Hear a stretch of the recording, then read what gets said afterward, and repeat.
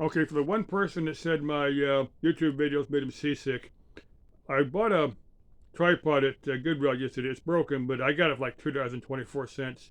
But what I did, I've got the cell phone. I'm gonna make something different permanent, but I may actually get a different tripod.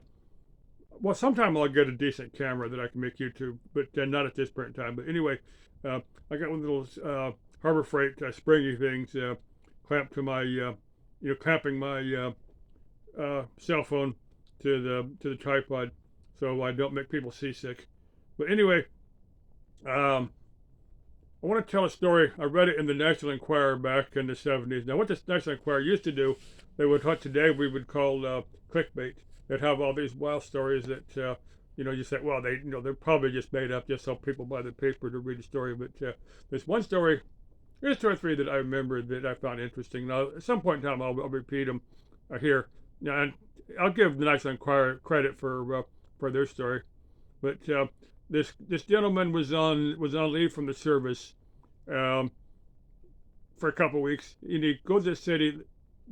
You notice that everything looks like a little bit out of date, like the cars are maybe from maybe 30 or 40 years, in the past, and all the buildings look real nice. They look all kept up and stuff.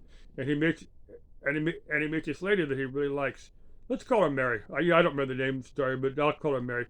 And him and Mary, have a good time for the couple of weeks he's on leave from the service, and finally his time to leave is up, and he tells Mary, he said, look, I'm gonna, my time of service will be up in about 6 months. I'll come back and we'll meet up. Maybe we can make plans for the future. She said, okay, that's fine with me.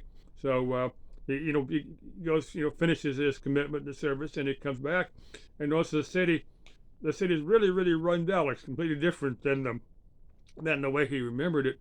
And he acts around. Nobody knows who Mary is. And the stores are all run down. And finally, he meets this old guy that he says, well, I knew who Mary was. She died of old age, maybe about 10, 15 years ago. And the guy, he goes, was she a ghost? Did I time travel? I don't know. Just a strange story.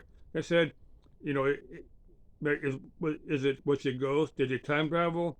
Is it just clickbait? I'll leave that up to you. Interesting story. Bye bye.